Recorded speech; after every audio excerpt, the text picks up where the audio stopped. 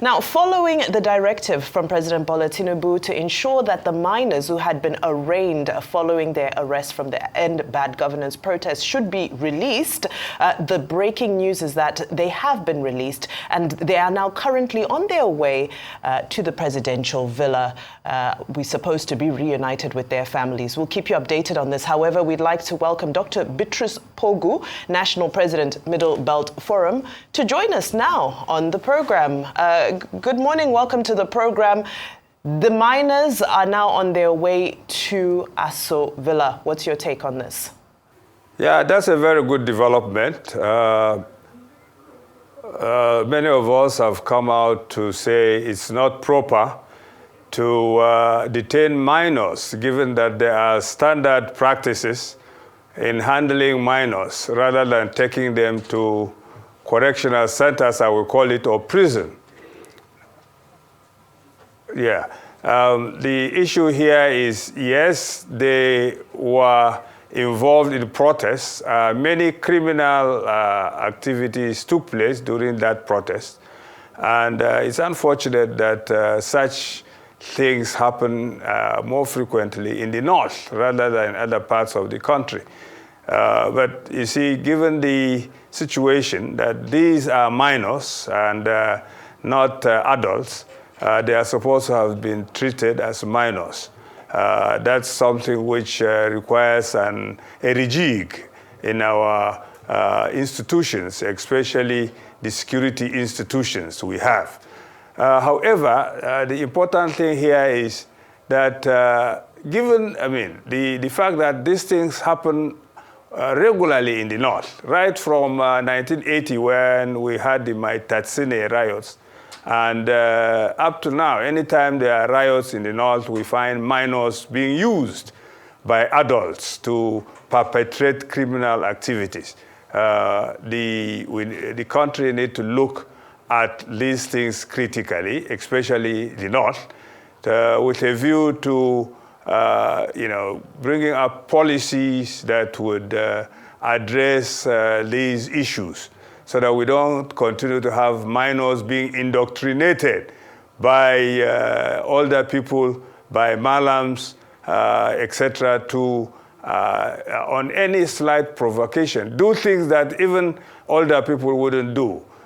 For example, who gave them petrol, who gave them those materials they used to burn shops, etc., and loot, especially Kaduna, Kano, and Plateau. So these things have to be looked at. We all detest what they experience in the prisons or in the correctional centers, as we call them now, but the actions taken were criminal actions, and we cannot condone those actions. Well, Dr. Pogu, do you share the view expressed by some people that young persons protesting that they are hungry and that bad governance is not fair should be charged for, it should not have been charged for treasonable felony, and that, some injustice has been done and persons should be penalized? That's correct. We all have right to protest when government policies are not right. What we are saying here is there were people who conducted peaceful protests during that period. Let's say Prophet El Buba in at Jos conducted a peaceful protest to tell the government that yes, the policies of government were impacting negatively on the populace, and that government need to rescind and bring up good policies. Unfortunately, for example, the same Jos, minors were mobilized on Bauchi Road and did a lot of havoc to people's properties, investments, etc. So yes, we all have rights to protest when policies of government are bad, as it is. There are better ways of addressing these issues. Unfortunately, this government chose the way it went.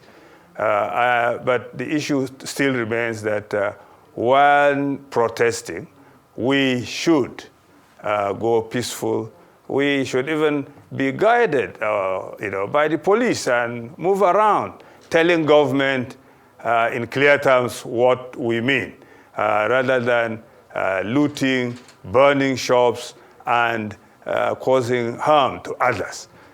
It is unfortunate that minors are being exploited in this country. Just as I said, right from my Tatsile period, all along in this country, minors, especially in the north, have been exploited in such protests. And we need to look into this with a view to addressing the issue holistically. Also, our security institutions need to be strengthened to know the international best practices in handling such situations, rather than picking minors, forgetting about those people who provided some of the implements they used, and detaining them in the way they were detained, inflicting so much hardship that some of them, even when being arraigned in court, collapsed in presence of hardship. That shouldn't be seen, that shouldn't be done. On that note, we'd like to thank you very much, Dr. Pogu, for joining us on the morning show. Thank you.